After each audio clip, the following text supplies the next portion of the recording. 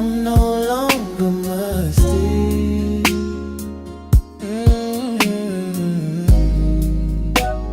I'm no longer musty.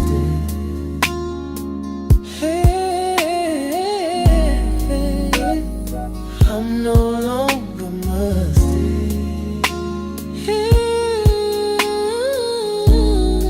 I'm no longer musty. 'Cause I got my real work on. I'm no longer musty.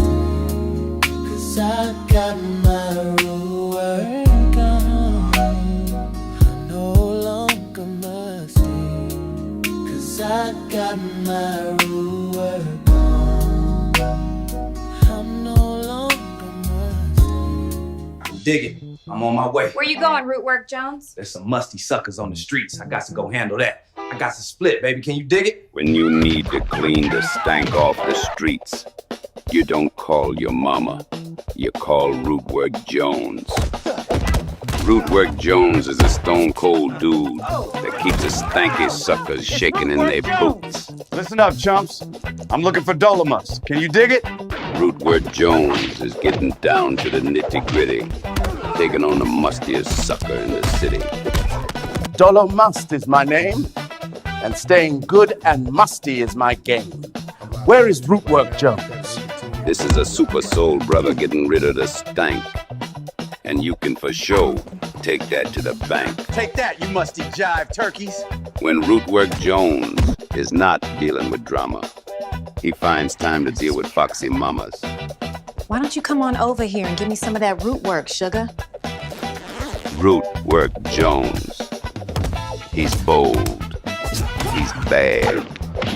And he's keeping the suckers musty mad. Rootwork Jones coming to a theater near you. Go to rootworkstyle.com. If you're looking for a festive night out with real energy, pull up to the Hilarious Harvest Hangout at the Hidden History Museum on Saturday, November 15th at 7 p.m.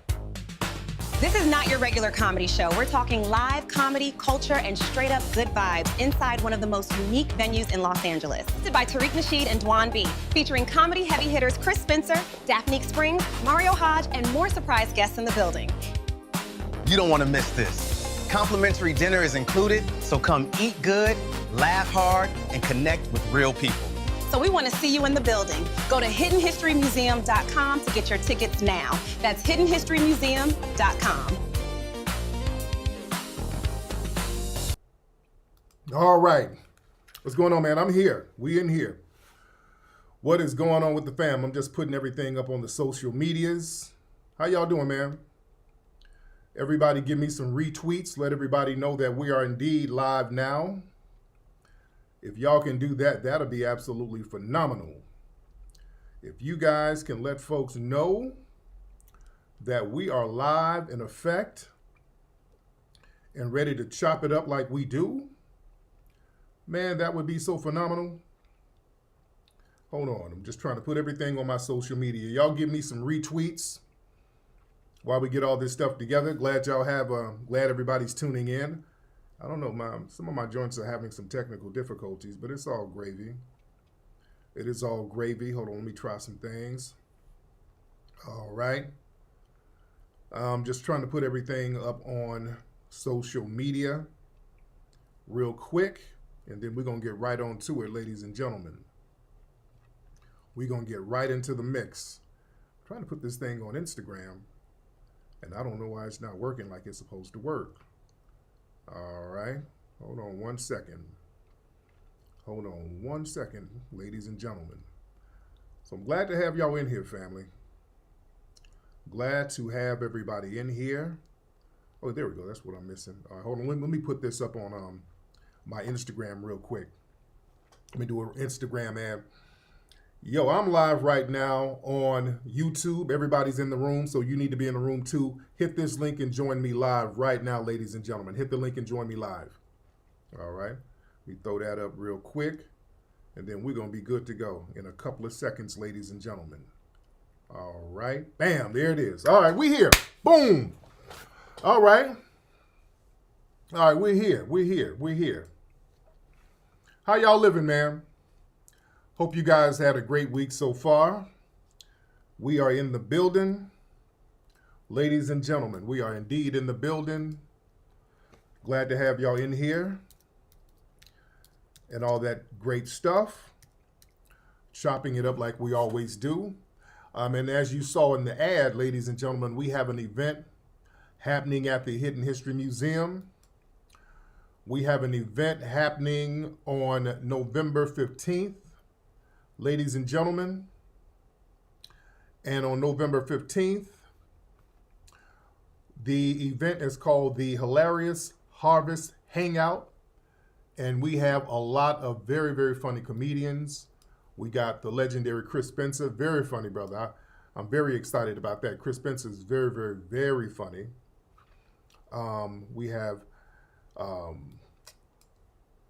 brother Dwan B. He's going to be hosting with me. Ladies and gentlemen, we're going to have complimentary food. And you know the food is always good. Ladies and gentlemen. And a lot of great music. And it's a vibe, man. The Hidden History Museum, to be honest, it's the only really popping black venue in LA. We're the last of the Mohicans, man. We're the only popping black spot in Los Angeles. So y'all need to come on through, man. It's always a vibe, and we got some heavyweight comics that's going to come through. Mario Hodge, Daphne Spring. She's very funny. She does a lot of stuff on social media. So it's going to be a vibe, man. I want to see y'all in the place. So y'all look down here and get your tickets at hiddenhistorymuseum.com. Y'all can hit the link right here. Now, everybody throw some stuff up on social media. Everybody throw things up on social media. All right? And I'm not going to hold you too long because I'm going to try to do a Twitter space tonight. I haven't done a Twitter space in a minute because I've been over there on TikTok. We've been burning TikTok up. We have been lighting TikTok up heavy. We've been lighting TikTok up very, very heavy, getting some straightening over there. So yeah, we have flipped TikTok, ladies and gentlemen. All right. Thank you so much, Chris. So man, a lot of stuff we got to get on, and I'm not going to hold you too long. Oh, y'all see, I be clowning them tethers. Those tethers think they're kind of bold over there. Those tethers they're not really familiar with how we get down. Yeah. Yeah, TikTok, I like the way their lives work. It's easier to work. They automatically save, so I don't have to record externally. It's the way TikTok got it set up, man. It's way better. And also, you can see the people more.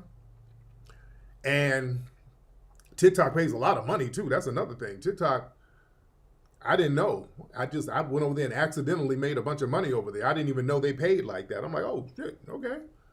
That's not bad. Yeah, TikTok, they come through with the coins. But I'm gonna do I might hit a Twitter space later tonight. I might do that later tonight. But yeah, there's a whole fresh crop of unruly tethers over there. So, it's fresh meat over there, so I like it. Oh, it's a lot of fresh meat over there, and I like slicing and dicing a little fresh meat. Oh man, I've been having them folks lose their damn minds over at TikTok. Yeah, I've been having them lose their minds. All right. But listen, we got to talk about the sister Monaleo. Now, for those who don't know, Monaleo, she is a rapper. Where's Monaleo from, family? Where's that sister from? Where is she from? Let me talk to the family. Where is Monaleo from? What's up? Shout out to Oklahoma. Shout out to Alabama. All right. People are coming on in the room. Y'all come on in. Y'all come on in. So Monaleo, I don't know where she's from. But she had a song that was released. When was the song released? I don't know when. This not too long ago. But the song popped off. It's kind of a hit song. The song kind of popped off. The song is called Sexy Solon. It talks about the Black American princess. And Solon, that term was created by my homeboys Moroccan Mike, and they came up with the term Solon. Solon is the same thing as a foundational Black American, all right? Solon is the same thing as a foundational Black American. It means people of this lineage, people of this soil, people who are non-immigrants, all right? Okay? So she did this song using the term Solon and kind of talking about lineage to a certain degree, all the blacks in the front, all the non-black people to the back and all that stuff. So people were, the grassroots was kind of excited about it, all right? The grassroots was kind of excited about it. And the song is hot, man. Listen, there was a party at the museum not too long ago. They were bumping it. The crowd was going crazy. So they were bumping it at the museum. So it's a hit song. It's a hot song. And the thing is, a lot of non-FBA people were trying to claim to be Solon. What they tried to do is remix what Solon means. They tried to flip it like Solon means a person who's black who was born in America. That's not what it means. All right, that's not what it means. It's basically the same thing as the foundational Black American. You come from the lineage from the very beginning, non-immigrant lineage. And the video that she did, there were some red flags in the video, all right? Now, I haven't said anything about the sister. I haven't disparaged the sister publicly at all. I haven't disparaged her. But I said, okay, with this video, there's some red flags, and I'm just going to kind of sit back and see where this thing is going. Because there's some major red flags here, and this looks like a Democrat play. This looks like a DNC play. Look like they're running a play. So in the video, she's using the Black American flag that was created in the 1960s, but behind her, there's all these other flags from these other African and Caribbean nations, okay? There's these other flags, so people are like, okay, what's that about? Uh-oh, what is all that about, okay? Also, the big red flag for me, in her video, she had a known Democrat shill, that Sambo buffoon named Conscious Lee. He was in the video. I said, okay, this don't smell right. I tweeted that. I tweeted him in the video. Then he put up a video on Twitter dancing to the song. I said, uh-oh. There's something funny style, fam. All right. There's something funny style. Some people said she showed a whole bunch of stereotypes in the video. That was a complaint.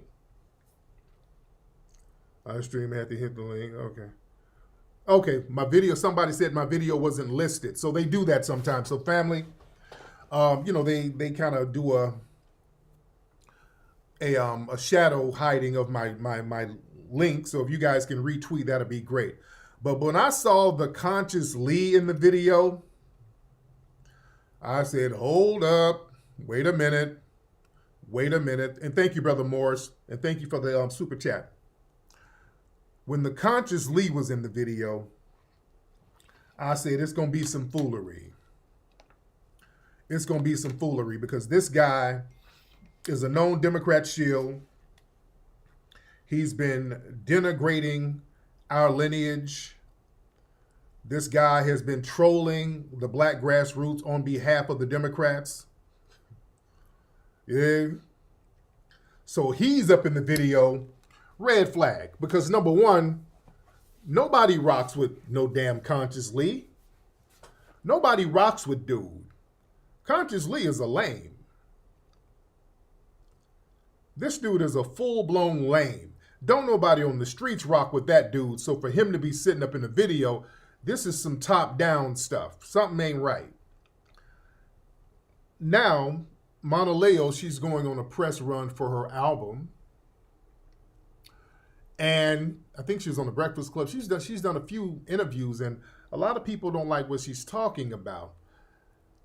They're trying to collapse the lineage and mix it in with a whole bunch of stuff. And anytime we start talking about our lineage, it turns into all lives matter. Oh, we got to all have unity. Nobody's talking about disunity. Nobody's talking about disunity from what I understand. Anytime we talk about our lineage, all of a sudden it gets tied in with these different ideologies. Okay? And she's been doing these podcasts, and she did another one, this cat down in Atlanta, I think. And boy, she really went in. She was like, yeah, I've been hearing all that bullshit, all that pussy ass shit. And F y'all, and y'all don't like what I'm saying. F y'all, I'm standing on that, because I guess people are like, hey, you kind of all lives mattering, everybody. And people are saying her manager is Haitian, or not Haitian, or Nigerian or something like that. So I'm going to play a clip of this podcast she did. And she was like, people are, they kind of, I was expecting white people to have a problem, but there's, people in the community got a problem. And, they start calling me a tether. I don't know why they calling me a tether. And then the host of this podcast, he like, Tariq Nasheed. The hell y'all bringing my name up? Okay. Hell y'all bringing my name up? I ain't got nothing to do with none of this stuff. I haven't even said nothing about this sister like that. I haven't said no. Yeah, she's been doubling down kind of on the disrespect. People are getting at her because of the stuff she's saying. Not me. I have not called that woman a tether. I have not said nothing about that woman or nothing negative. I've mentioned the song before. I've said nothing about the woman. Well, they love throwing my name in the mix as if I'm doing hoodoo and brainwashing people to dislike certain questionable things that happen. So let me play this. Fair use, by the way. Fair use. We're doing fair use, okay? Fair use. So this is her. And again, fair use, all right? On the Grits and Eggs podcast. Shout out to the Grits and Eggs, even though y'all put my name in the bullshit. Okay. All right, now listen to this. Hold on. And if you was around 6 months ago talking about black Americans ain't got no culture, don't be trying to push that so long. Don't do that. That's not you. Kick that one. Red coat. You red coat motherfuckers. Red coat motherfuckers. I wanted to create a space for us to really fellowship and turn up and have a good time for 2 minutes. And how long is the song? 2 minutes and how many seconds? However many seconds it is. I wanted to create a space for us to turn up and have a good time. And what I understand across the diaspora is that we have these shared experiences across the diaspora. Okay. I'm going to cut in and out. Listen. Y'all notice anytime we start talking about our lineage and our culture, we almost got to be apologetic to everybody else. Y'all notice that? Whenever we talk about foundational Black American culture, Native Black American culture, freedmen culture, we almost have to apologize to everybody. Well, we in it for everybody, we all share the same. All right, we don't have to apologize. That's almost apologizing. We have to share the experiences. No, we have a unique experience. And it's okay to pop our collar to that. Nobody does this stuff with their lineage. When they're talking about Jamaican culture, it's Jamaican damn culture. When they're talking about Haitian culture, they want to talk about what they got going on. When we do it, we got to start apologizing and explaining. Damn that. We can prop up our culture. Damn. All right, hold on. Being black under the umbrella of white supremacy. And it's like, I wanted to clarify that. And I don't really appreciate, and I'm just going to touch on this and we moving on because I really live in a space of positivity, but I just want to touch on this real quick. I don't appreciate people trying to demonize me and villainize me for speaking on my own personal experiences. Ultimately, there was a lot of conversation and nuance surrounding Sexy Solon. Right. Okay. And I didn't anticipate. I thought white people would be mad. Everybody else who was upset, I didn't expect that. That was a little unexpected for me. But I just want to clarify for anybody who is referring to me as a tether. I don't know where y'all got that from. I just want to say, if you ain't black, stay the fuck out of business. I said for it. Wow. Stop out there. Okay, y'all. Okay, I didn't tell nobody to call that woman a tether. I have not really addressed this woman like that. Y'all bringing my name in it. Fuck shit. But before I came on this pod, I wanted to make sure. I told myself, you can't hide behind. You gotta take Kyle. He gonna say what you don't want to say, or what you're supposed to not be able to say. But it's like I wanted to stand in support of what it is that you push, and I didn't want to stand behind you. So I feel like that's pussy. I didn't want to stand behind you, and I feel like you agree with a lot of what I agree with. Sure. So I wanted to stand behind you, which is the reason why I wanted to come on this podcast and talk about what I wanted to talk about. So I just want to clarify. I'm pro-Black. I'm promoting Black unity, Black community, and Black love. And if you disagree with that, I don't know. Okay.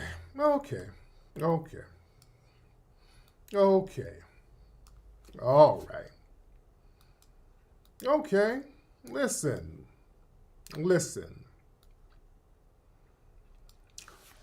Okay. Here's the thing. If you make a song called Sexy Solon, you should represent what it means.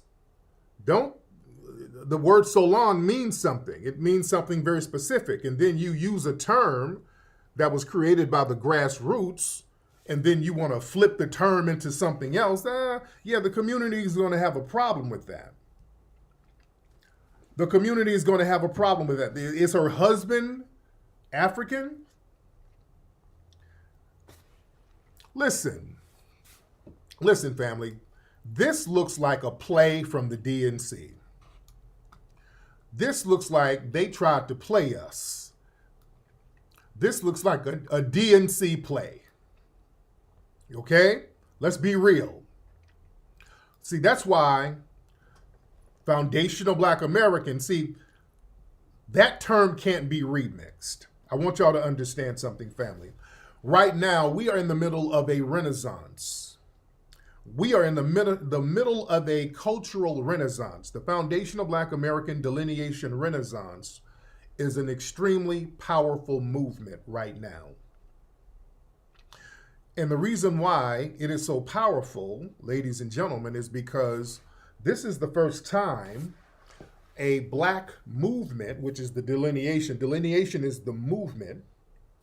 Your lineage is already static. It's already set in place.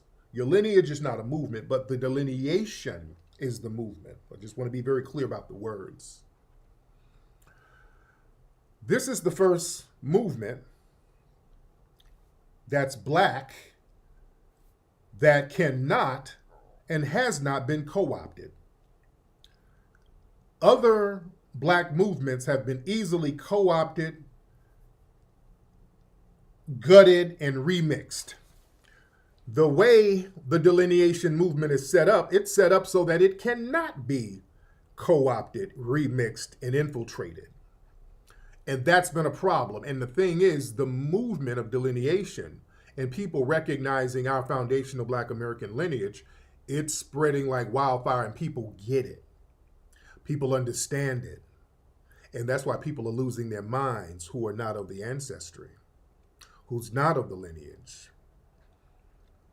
So when you have a Black movement that's this powerful, that's spreading, and people are getting on board and acknowledging their lineage and recognizing who they are, that's an empowering thing. And anything that's empowering to us, they have to suppress it. They have to control it. They have to wrestle it back in, and they can't really do that. So they think, some of the naysayers in the alphabet boys, they think attacking me is helping. That speeds up the delineation, because when people start attacking one person, that shows that these people are afraid and weak, and they don't really have an argument, because there is no leader to our foundational Black American delineation. They try to put a leader on it. You can't be the leader of a lineage. You see? You can't do that.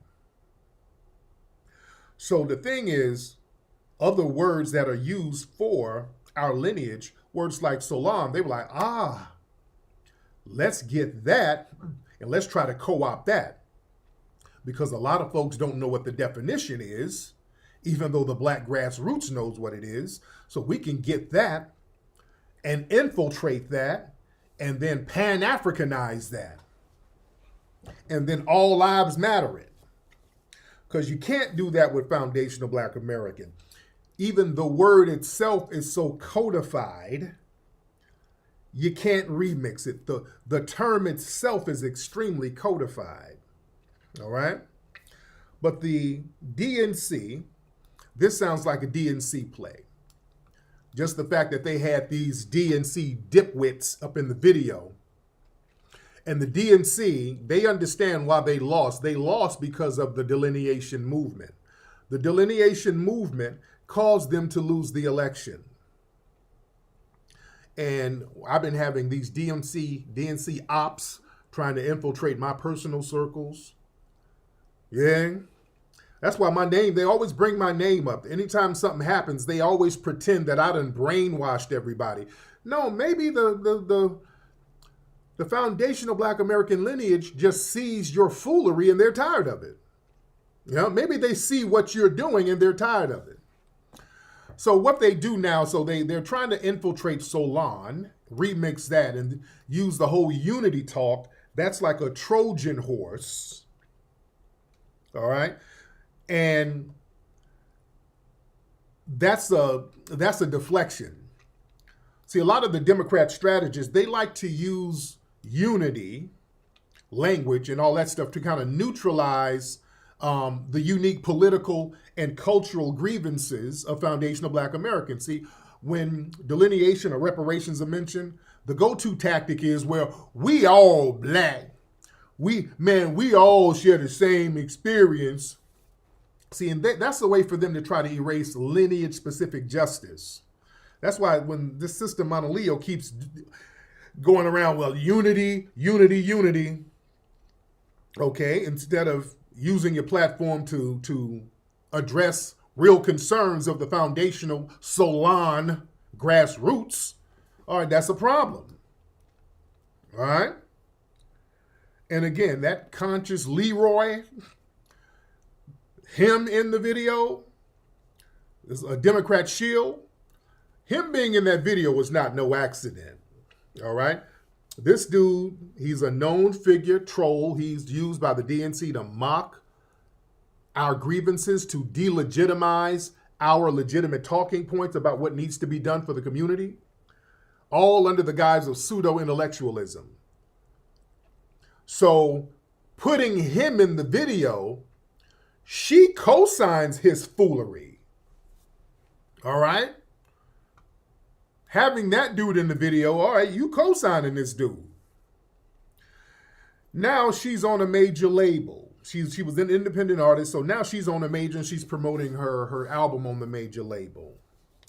Understand, the major labels in Hollywood, the major labels work with the DNC. They're auxiliaries of the DNC.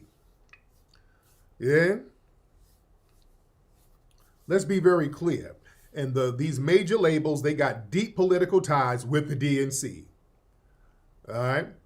So her rollout is real coordinated, complete with the media coverage, talking point alignment. So it's not random. It's not random whatsoever.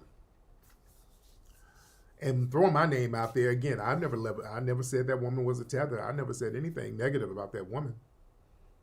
So what they're trying to do, they're trying to give the false perception that it's some of the activists who are of the grassroots, that they're trying to portray us as unfairly attacking these people, which we're not. I'm not. The reality is there's a lot of grassroots concerns about the imagery, the messaging, and the association with known Democrat trolls and shills. That's legitimate. And now the way she's talking, it sounds funny style. And the whole Pan-African aesthetic used to undermine foundational Black American ethnic identity, that looks funny.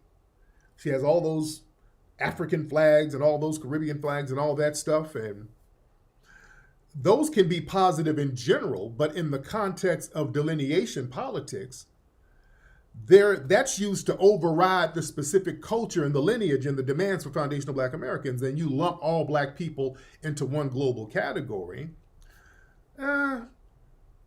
What's the purpose of making a song about being a sexy Solon? if you're going to blur the uniqueness of the lineage.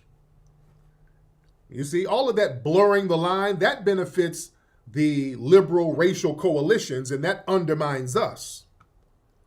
Yeah? So the DNC, they use artists like this to reach a lot of disillusioned black voters. See, the Democrats, they have a long history of basically embedding a lot of political messaging and entertainment so they can control public opinion.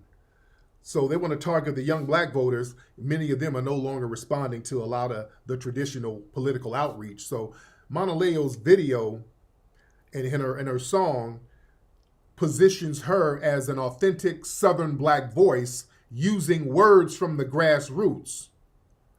You understand? So they're using, it looks like they're using her to kind of do a bait and switch. Act like you're talking grassroots language, and then you're going to switch it up with all lives matter. We all black. We're a minority coalition. So people are, they're correct in being concerned. And that dismissive response to criticism, that reflects a coordinated narrative. Instead of her respectfully engaging in the concerns of the black grassroots, she was like, yeah, F y'all, and put the F y'all and all. No, that don't look right. That don't look right. I don't know where it came from. This is like Tyler all over again. You do something and say something and then start flipping around. All right? I don't know. It looks funny style. But family, listen, anytime we start talking about our lineage, foundational Black American is a lineage. Nothing more, nothing less. All right, let's be very clear. Y'all retweet me and put this out there. We need to get about 5,000 people in here. We're getting close. Foundational Black American, ladies and gentlemen, it's a lineage. What y'all all often see is every time we start talking about lineage, what do people do? The non-FBAs and the naysayers, they start conflating our lineage with some vague ideology. Or they'll start talking about random genetics. They'll start talking about, well, we came, FBA, we came, where were we before? We came from Africa. And okay, yeah, everybody came from Africa. We had an ethnogenesis.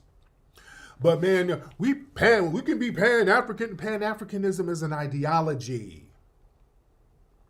Pan-Africanism is an ideology. All right? That has nothing to do with our lineage, ladies and gentlemen. All right? People start trying to mix lineage, ancestry, genetics, and ideologies all in one. Us respecting and understanding and acknowledging our lineage, that has nothing to do with an ideology. If you want to be Pan-African, that's fine.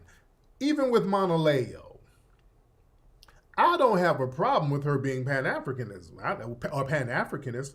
Her manager is whatever, because Pan-Africanism is vague. Nobody can really give a real definition of what it is. Pan-Africanism is extremely vague. Nobody can give a real definition of what it is. You understand? And there are a lot of foundational Black Americans who have Pan-Africanist views. Your lineage is still your lineage, though. You're not a generic African. You're not. Listen, understand genetics and lineage. See, genetics, biology, that's not your identity. Genetics refer to your DNA. You know, the biological code that everybody has. So, you know, everybody comes from Africa. That's a genetic fact. That's not a cultural or historic claim. Genetics show you everybody comes from Africa. Ancestry is a broad origin of a group, not a lived identity. So your ancestry, that refers to like the general roots or regions your ancestors came from thousands of years ago. All right? All right? Ancestry is very broad, and it's really meaningless to a certain degree when used alone to really define an ethnic group. saying that, well, foundational black Americans came from Africa. Well, that's like saying the Japanese people came from Central Asia.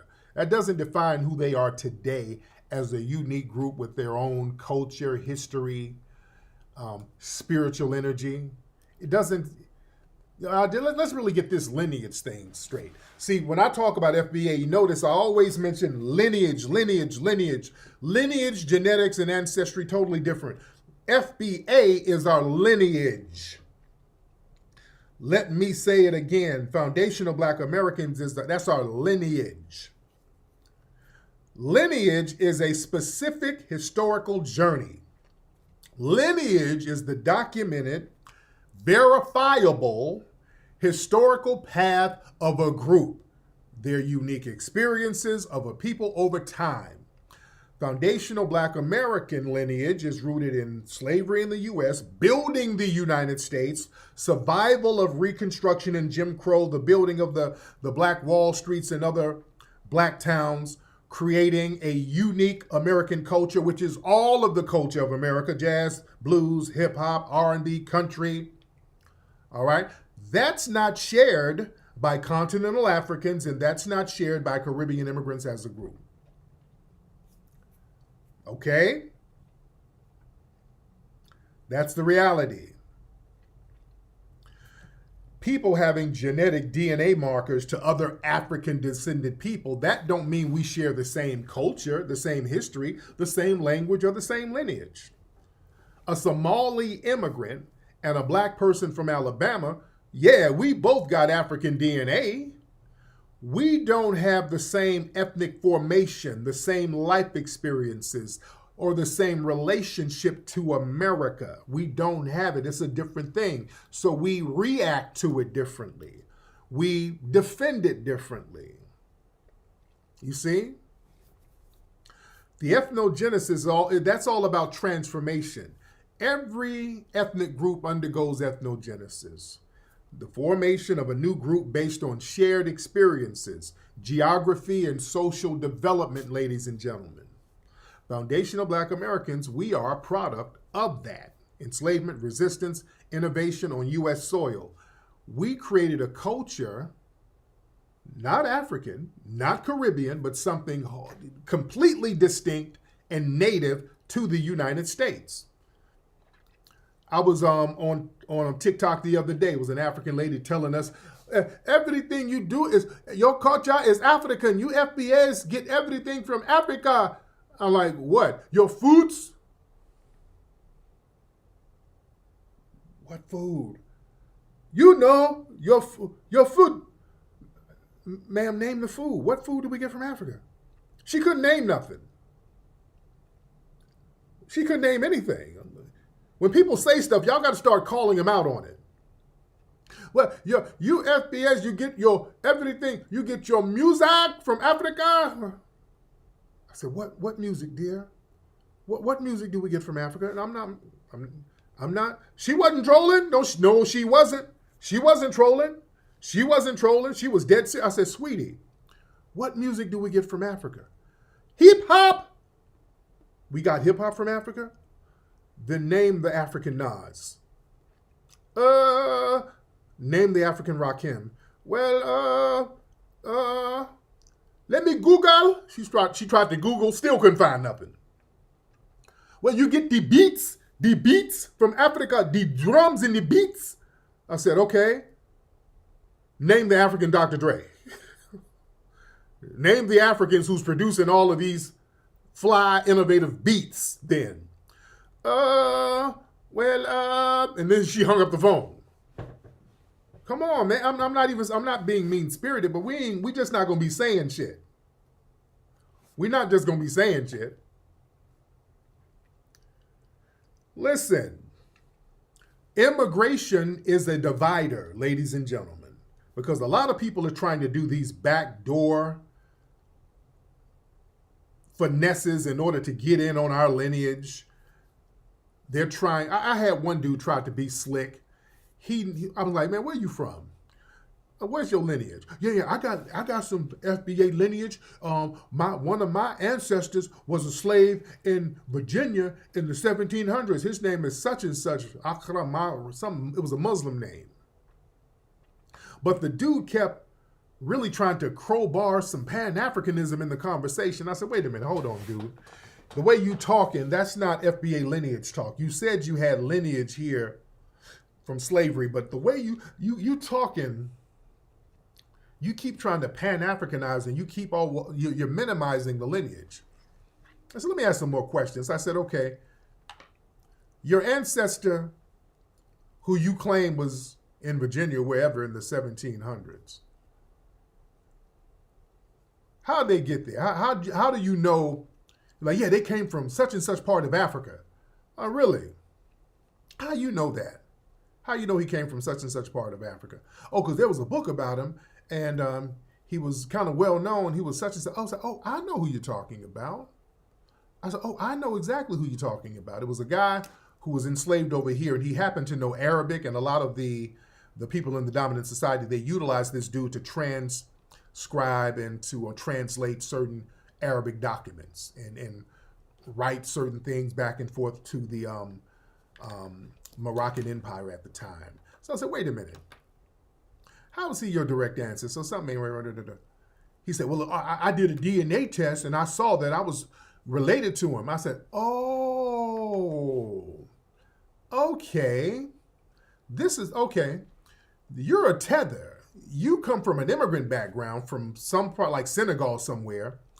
You did a DNA test and saw that this guy was from the same area. So you're trying to claim this guy as your Senegalese or something long lost ancestor. You don't have a direct paperwork lineage to this guy.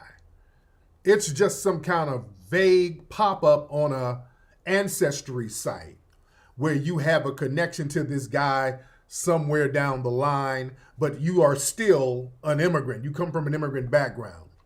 So they're doing stuff like that. They're trying to really backdoor their way into the lineage. They're trying to run the 23andMe game. Yeah, Abdul Rahman. Yeah, so yeah. He found some weird, way distant connection to this guy. Yeah? In order to try to latch on to our damn lineage.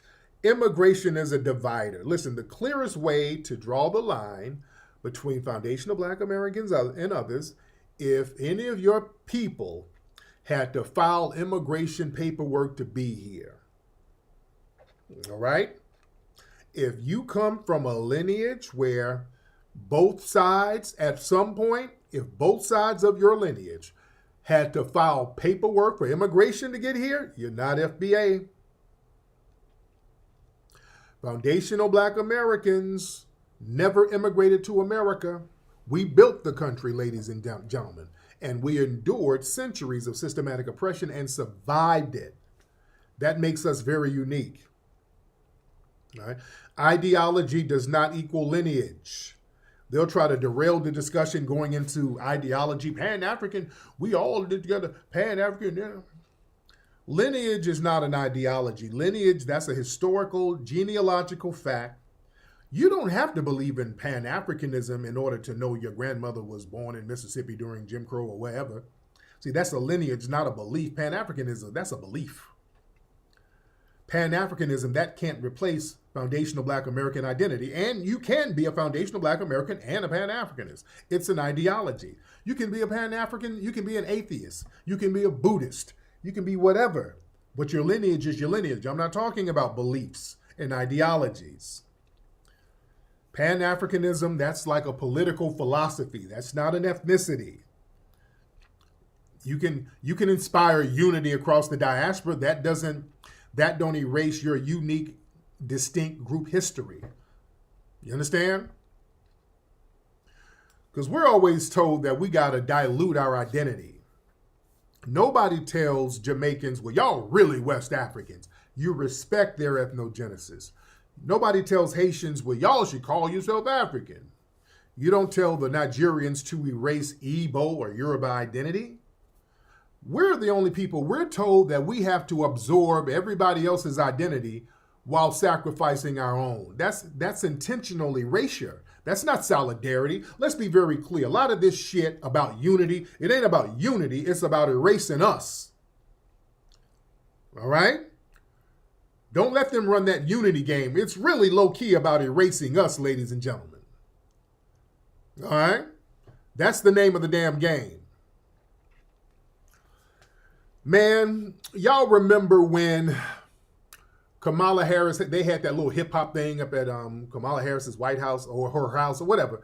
It was Fat Joe and all them people. And I told y'all then, man, they running a play. They got up there talking about, well, hip-hop is a great culture. Hip-hop is a combination of African rhythms, Caribbean grooves, and Latino flavor, something like that. And that's what hip-hop is. They completely left, the originators completely, we got left out of it. They completely left us out of it. Whoa, no. That's why we did microphone check. No. We ain't doing that. That's erasure. Because they get to erasing and then they start getting real bold and saying anything. Yeah, in fact, we created hip-hop, blacks and Latinos 50-50. What kind of lie is that? Then they just start telling other lies. Well, such and such was Puerto Rican. Melly Mel was Puerto Rican. They used to tell that lie. Disco King Mario was Puerto Rican. The Puerto Ricans did this. In fact, we Puerto Ricans was doing breakdancing first. We taught the black people how to break down. They start going insane with the damn lies.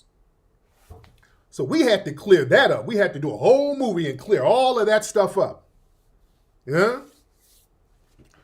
To let folks know we mean business about this thing, man. We can't let folks sit here and have a damn ethnocide on our ass.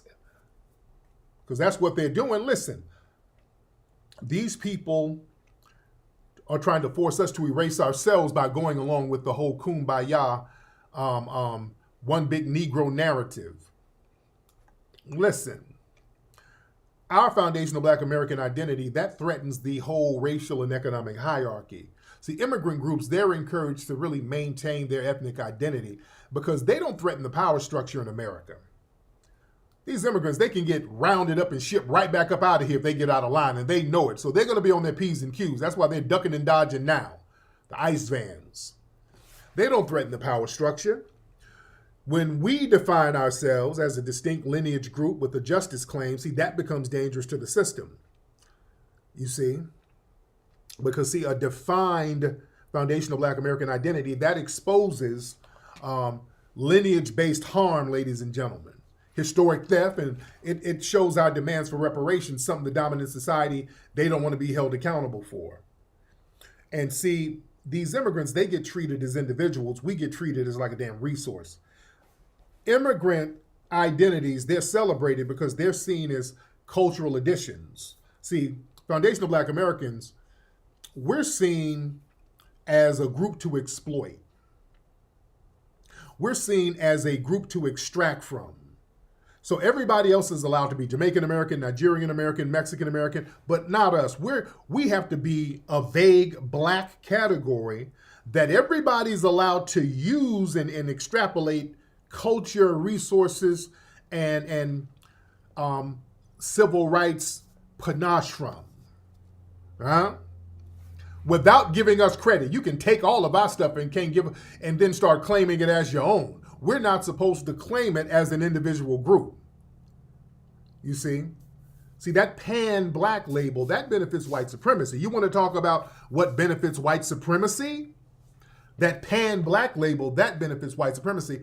See, the push to blend foundational Black Americans into a global Black category, that's a tactic. It erases our specific historic claim.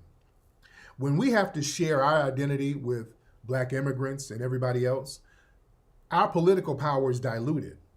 See, that allows politicians to create these fake diversity coalitions while they continue to ignore our specific needs and our justice claims. You see? And it allows the immigrants to hijack foundational Black American struggles for personal gain, and that's what they do. Every time we start talking about what we've been through, they're like, yeah, man, it's hard for minorities. That's why we got an immigration program and we got some DACA funds for your fellow minorities. You didn't say all that. Yeah.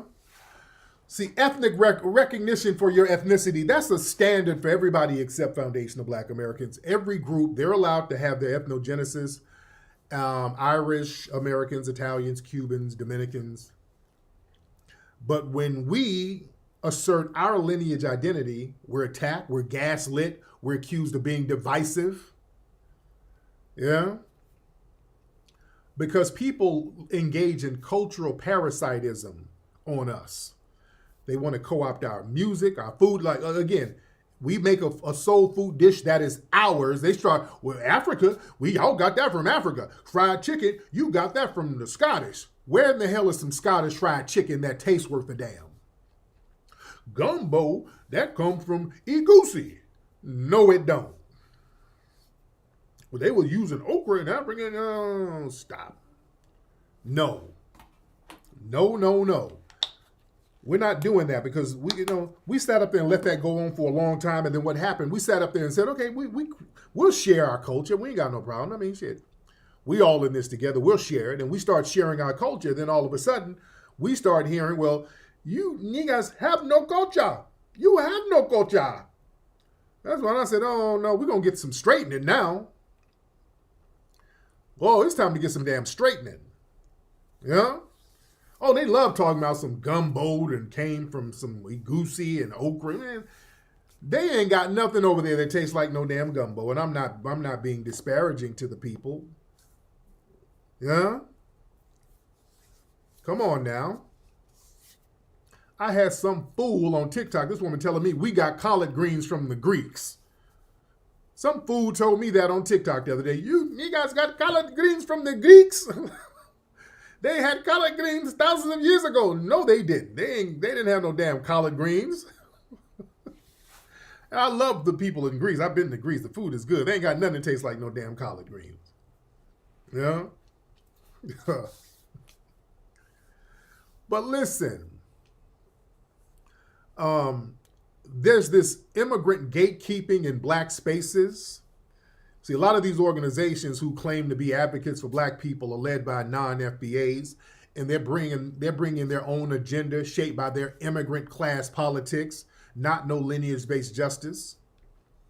So these groups push this multicultural Blackness to replace foundational Black American political identity because it lets them access our resources, scholarships, all types of programs, media representation, all built by foundational Black Americans. So that creates ethnic fraud. And it pushes us out of our own institutions. Yeah? And family, we start seeing this hard body during the Obama era, coming out of the Obama era. Come on, man, we got to remember, we got to jog everybody's memory about what was going on under the Obama administration. Number one, we realized that tether, Obama was a tether who wasn't going to do anything for us. He offered us no protection, and he rolled out the red carpet for all these other immigrants. But a lot of people started to forget how greasy the tether class were talking about us. The tether class was talking real greasy, ladies and gentlemen. They got real bold. They were talking crazy. Yeah? And we had to do some straightening. Hold on. I'm going to try to pull up some stuff. Hold on one second. I'm going to try to pull up some stuff. Hold on one second. I'm going to show y'all some things. Hold on. Just to jog people's memory of some of the conversations that were happening about a decade ago almost. Hold on one second. Because, man, and that's why people attack me a lot, because I was the first one smashing down on the tether class who was denigrating us. I was smashing down on them real heavy, hard body before a lot of people. I was calling their stuff out because I saw what it was. I saw what they were doing. You understand? Hold on. Yeah? They were saying a lot of slick, greasy stuff. Y'all remember people like Desus and Miro? Y'all remember them? Y'all remember Desus and Miro? Whatever happened to them, by the way? Did we get them out the paint all the way? How many of y'all remember those clowns, those tethers? We had a lot of weirdos misrepresenting us. Yeah, Barack Obama used to follow me. When I started going in on him, he unfollowed me. Barack Obama followed me on Twitter. Y'all remember that? Well, I started going in on him because I don't give a damn. Y'all disrespecting my people. I don't like it. So yeah, that's my thing. Let me tell y'all something, dude. I'm loyal to my lineage, dude. I'm loyal to my lineage. Let me keep it a bean. Because a lot of these people, they like me. They would rock with me, but they would denigrate the lineage. I'm not having that. You disrespect them, you disrespecting me. Just like over in Africa. When I went to Africa, they showed me nothing but love. When I went to Africa, man, they showed me the utmost respect. Personally, they showed me a lot of love. I respect that. But the thing is, when so many people come over here from Africa, you show me love, but then you disrespecting the lineage, you calling my people Wakadas and Jarirs and Abids, y'all getting that work, all right? It's up. You can't give me props and praises, and then you're going to denigrate the people of my lineage. This is family. That's how I roll. I don't do that go along, get along bullshit. If you disrespect them, you disrespecting me. I don't give a shit how much you like me. I ain't going to sit here and be quiet and go along because I'm getting something. Damn that. No, I don't do business like that. I'm like Rick James. Rick James say, look, if I get in the club, the Stone City Band got to get in too. If I go to Studio 54, you got to let the Stone City Band in too. Yeah. You ain't going to just let me in and let my band stay outside. Where I go, they go. Yeah.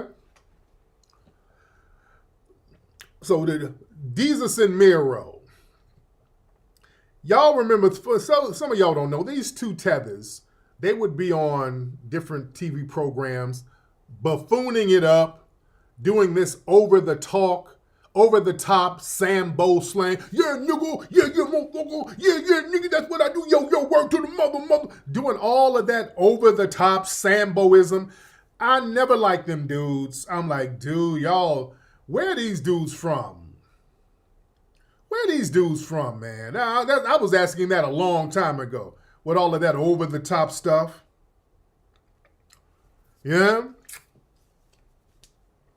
Like, what's all that about? What's up, Panther? No, the dude mentioned my name. Monaleo, I don't think she mentioned me on that guy's podcast, but the dude mentioned me. Or if there's another podcast that she's on, I don't know. Oh, yeah, DJ Envy checked old Miro, because Miro disrespected Envy's wife or something like that, rightfully so.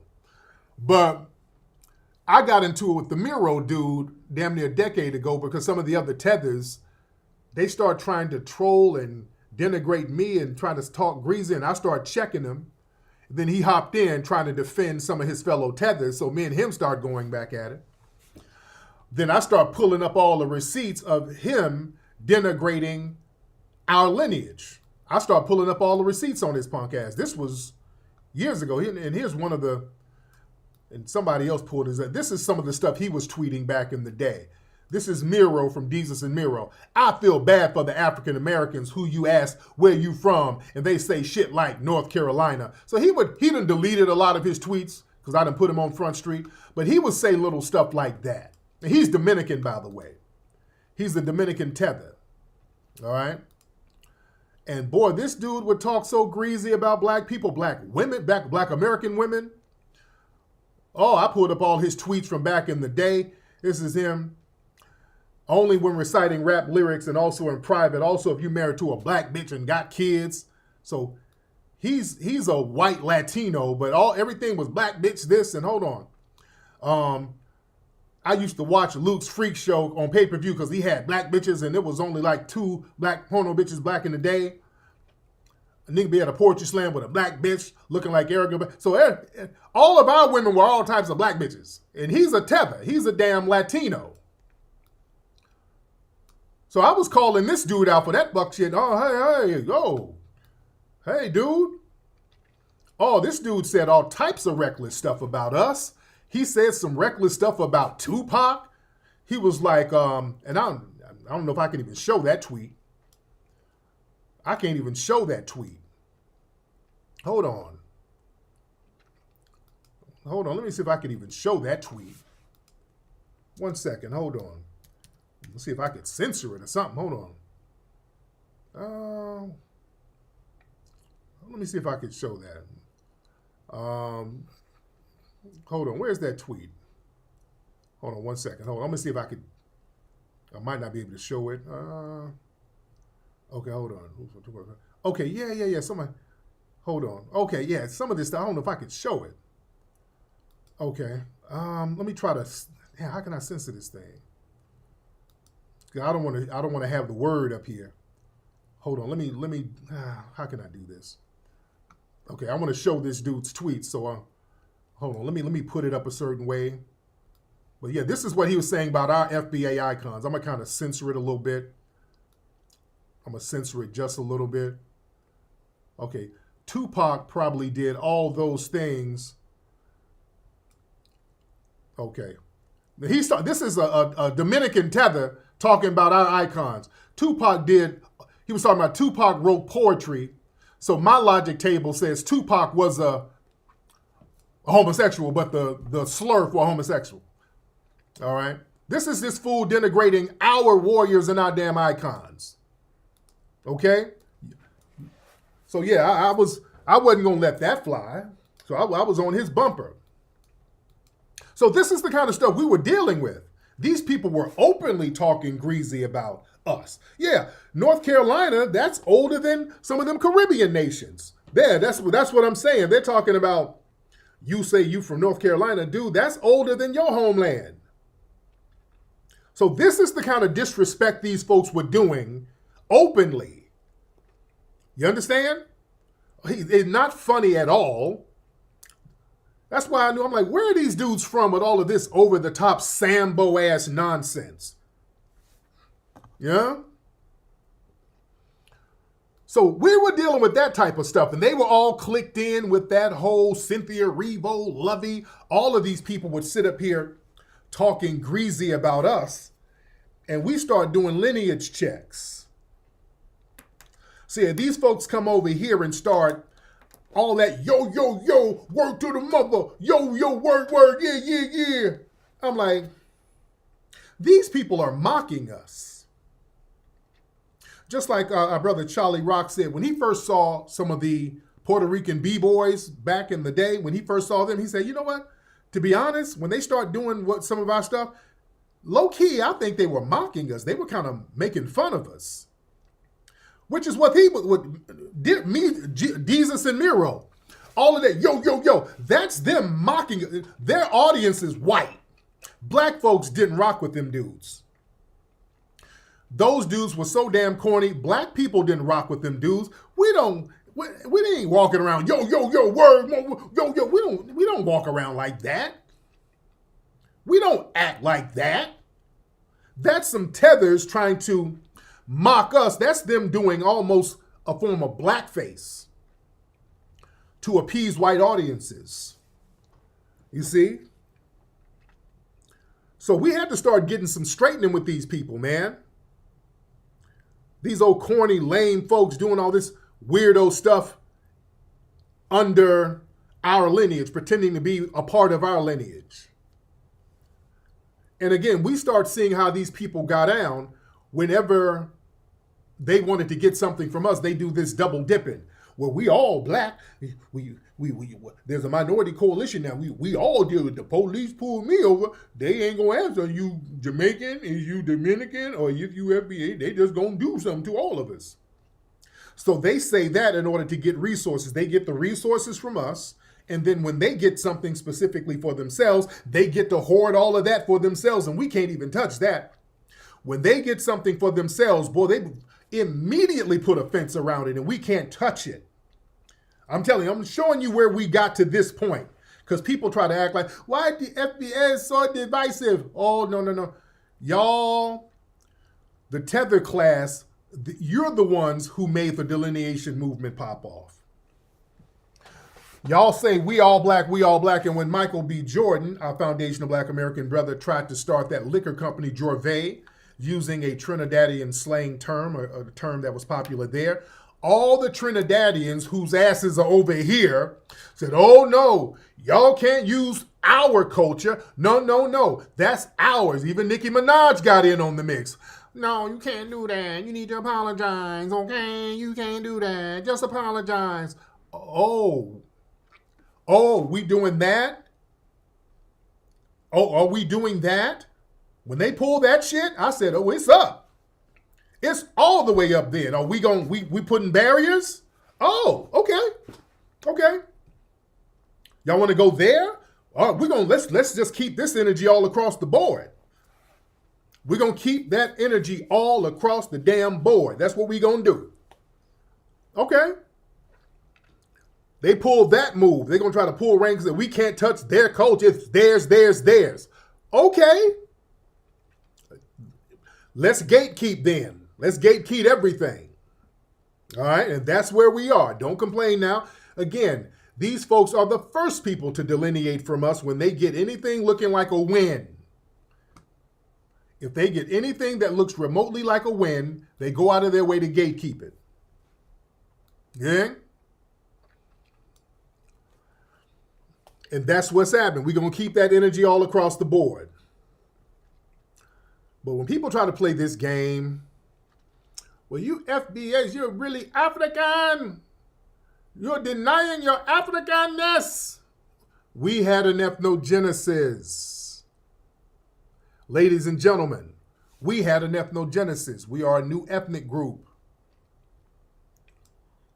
That's the long and short of it. Yeah, Carmelo, when Carmelo get up there, he got up there and became the super Puerto Rican. Yeah, these people tell us, oh, we all the... Listen, nigga, I don't know where this delineation come from, but we're in this together. We cannot be divisive. They love to give us the divisive speech. Man, don't let them run that con game. They come to us. Listen, the white man has destroyed all of us. We must stick together. We are one people. Only divisiveness is going to be our downfall. With all of the racism in the world, we must all stick together. We must not be FBA this, FBA that. We're all African people. And we must come together as one and share everything together. And that same person, look, sir, you're about to win a Grammy Award. Shout out to Nigeria. Nigeria, stand up. Yeah, the minute the awards come, every boy, y'all run to delineate. Y'all talk that divisive shit, but when the awards and the money, when all the goodies come through, boy, y'all throw that elbow up on us. Get back, nigga. Thank you. I like to thank my grandmama. I'd like to thank my... Boy, y'all go crazy elbowing us out the goddamn way. All that damn togetherness talk. Man, please. Man, what's that restaurant? Golden Crust? Hold on. There's a restaurant called Golden Crust. Let me pull some up on Golden Crust real quick because they just got some big acquisition. Golden Crust got a real big acquisition. Let me pull that up. Hold on one second. Where's that news story? I'm going to pull that up. Okay. Right here. So Golden Crust, and I like Golden Crust. My brother Carl the promoter. Shout out to Carl the promoter. It's a good dude. That's my Nigerian brother. He's down there in Miami, and Carl, the promoter, he took me to a lot of spots, and he took me, one of the spots was Golden Crust. I love, the food is good. It's a Caribbean, Jamaican food, real good food. Love Golden Crust. Black owned, so yeah, you black, I support. It's all gravy, ain't got a problem. But see, they talk all that black. Now he got there was some kind of major acquisition with Golden Crust. The brother who's, I think he started in New York. He got started in the Bronx, I think, if I'm not mistaken. Where are my New Yorkers? He got started in the Bronx with Golden Crust. All right. So they just made a big acquisition, and boy, they made sure Golden Crust, a black-owned Caribbean, black-owned Caribbean. Wasn't just black-owned, Caribbean. So they got the word Caribbean all through this article. Boy, they made sure to put Caribbean. All right? Boy, they shouting the Caribbean out. Now, you know, it was the FBA's making this thing pop off. Boy, the Jamaican flag, boy, when the money comes through. So there, they got a store in JFK Airport, which is cool. Caribbean. All right? Oh, boy, every other word is Caribbean in that damn article. Every other word in the article is Caribbean. Yeah. It's popular in Brooklyn. Yeah. But boy, every other word in that article is Caribbean. Yeah, I like the food. I like Golden Crust. When I had it down in Miami, I liked it. Yeah. But hey, if you want to delineate, cool. If you want to delineate, cool. That's okay. That is fine. Y'all just don't complain when we do it. We respect you delineating. That's fine. But don't come trying to shame us. That's our thing. But when it comes to us claiming our culture, everybody else wants to start gaslighting us and telling us how we're all xenophobic because we want to give props and praise to our own lineage and our culture and not allow it to be erased. Yeah? Because we let these people run that game on us, dude. And I started to notice that watching award shows. You watch them award shows and everybody, boy, how they really feel, they start delineating and they start shouting out all of these weird little ethnic groups that we didn't even know they had. The minute they get a win, they start shouting everybody out except us. When I remember the artist Her has came up off black R&B soul music. She won a Grammy and what she got on Instagram or something. Shout out to Filipinos. Shout out to the Philippines. The Filipinos. Shout out to the Filipinos. What they got to do with that? She was shouting out the damn Filipinos. Huh? Boy, you saw Carmelo Anthony. He got up there. When he got up there to get that MVP award, this man, everybody's like, what the hell? He got up there and became the super duper Puerto Rican. He turned into Ricky Ricardo. I like to thank my abuela. This is for Puerto Rico. Shout out to the Boricuas. Puerto Rico runs through my veins. What is this nigga talking about? You grew up in Baltimore somewhere. You didn't grow up in no damn Puerto Rico. And your Puerto Rican dad wasn't even around. What are you talking about? This dude went up there and did a whole speech about Puerto Rico. Everybody's like, what the hell? Yes, I love Puerto Rico. So I love Puerto Rico. I love being Puerto Rican. Adios mios. Puerto Rican food is good. I love eating menudo and empanadas. I love me some Puerto Rico. Ricky Martin is my favorite artist. I love Puerto Rico. Stand up. All right. Okay. And then our girl. What's her name? Why am I having a brain fart? What's the Dominican sister's name? Why am I having a brain fart? Y'all know who I'm talking about. What's her name? Well, I'm having I need some old nigga pills because I be having brain farts for simple stuff. Zoe Saldana, that's her name. I'm having, Zoe. Zoe Saldana, her whole career, she's playing foundational black Americans. Yeah, his mama was looking like, nigga, his mama was looking like, nigga, I raised your black ass. What? She's in the audience looking like, Lord Jesus, Puerto Rican? I felt so bad for his mama. He's up there shouting out Puerto Rico and his black FBA mama sitting up there like, Lord have mercy. We have Zoe Saldana. Boy, Zoe has played nothing but FBAs her whole career. Zoe has played foundational Black American characters from day one. When that woman got that Oscar, she turned into Gloria Estefan. Adios míos, gracias. Gracias. First of all, I like, she had the accent and everything. First of all, I'm a proud Latina. I'm a proud Latina to win this. I'm winning this out of the Latina. I am the first, but I will not be the last Latina. I am Latina. I'm a Dominicana. I like to thank my abuela. I like to thank Chipotle for delivering food to me when I was eating on my movie. I'm like, where in the fuck did this accent come from? You up here with this accent?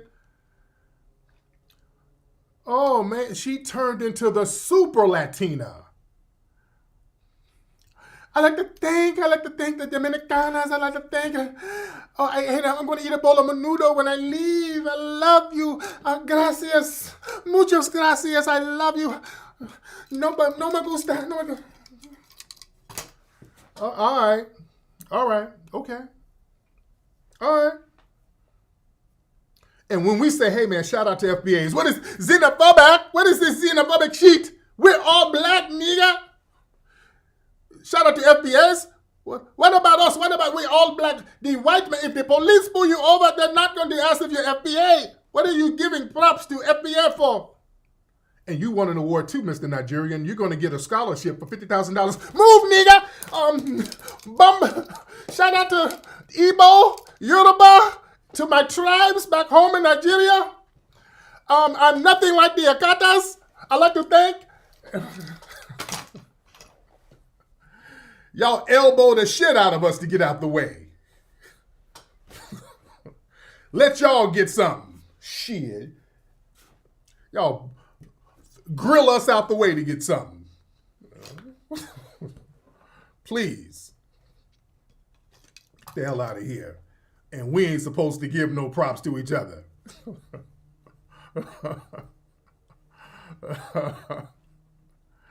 And y'all want to give us the Easter speech about togetherness. Man, y'all go to hell. FBA up. We up and we going to stay up. And we going to gatekeep our culture just like everybody else gatekeeps their culture, ladies and gentlemen. And that's the new normal. If it's good for the goose, it's good for the damn gander. All right, let me get up out of here, guys. I'm about to roll out. I'm going to do one live somewhere, either Twitter or TikTok. So y'all follow me on either or. Go get your tickets, ladies and gentlemen. Go get y'all tickets. We got this event happening, ladies and gentlemen. We got the hilarious Harvest Hangout at the Hidden History Museum. We got Dwan B hosting. We got Brother Chico Will. We got Mario Hodge. We got the very funny Daphne Springs. And we got the legendary Chris Spencer. This is going to be a stone blast, ladies and gentlemen. Get your tickets now to join us. Y'all know how we get it in at the Hidden History Museum. It's the most poppin' black spot in Los Angeles, ladies and gentlemen. So y'all don't want to miss this. This is going to happen November 15th in a few weeks. Go down here below and get those tickets. It's going to be poppin', ladies and gentlemen. All right, guys, I'm up out of here, man. It's been real.